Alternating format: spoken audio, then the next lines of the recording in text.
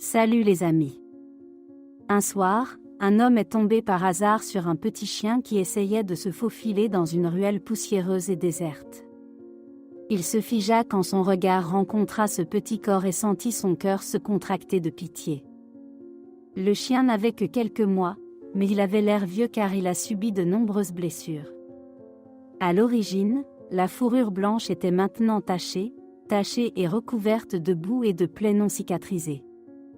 Les pattes arrière étaient immobiles, traînant sur le sol gris, seules les pattes avant essayaient de pousser le corps vers l'avant. Après avoir parcouru quelques pas, il s'arrêta et saisit l'air de la bouche avec convulsion, ses yeux regardaient de travers. L'homme regardait silencieusement, sans dire un mot, mais dans l'âme, il avait déjà pris une décision à ce moment-là. Il leva doucement le chien, embrassa son corps maigre et se dirigea directement vers l'hôpital vétérinaire le plus proche.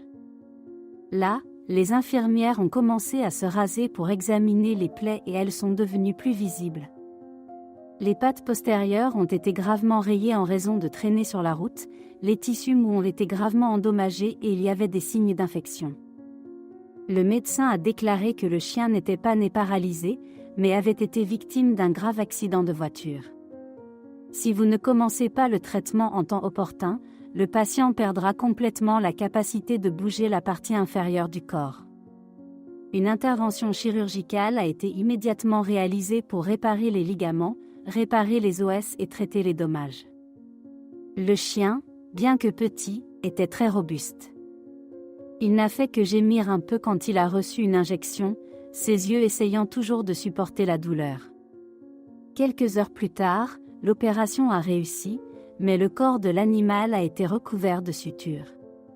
Sous anesthésie, il tremblait encore, gémissant de temps en temps, comme s'il se souvenait de l'époque où il avait été abandonné. Le deuxième jour après l'opération, il se réveilla les yeux grands ouverts, il se sentait confus et anxieux. Dans les jours qui ont suivi, le chien a reçu des soins spéciaux et les blessures ont commencé à se resserrer miraculeusement.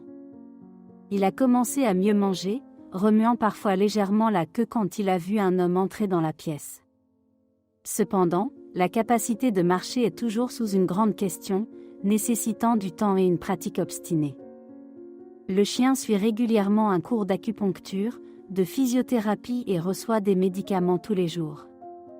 Même s'il était encore faible, il essayait toujours de s'étirer chaque fois qu'il voyait la figure familière de l'homme qui venait rendre visite. On ne sait pas quand son voyage à la recherche de nouvelles jambes se terminera, mais cette fois, il n'est plus seul. L'histoire d'un petit chien est un rappel que la gentillesse n'a pas besoin d'être grande, juste assez pour sauver une vie.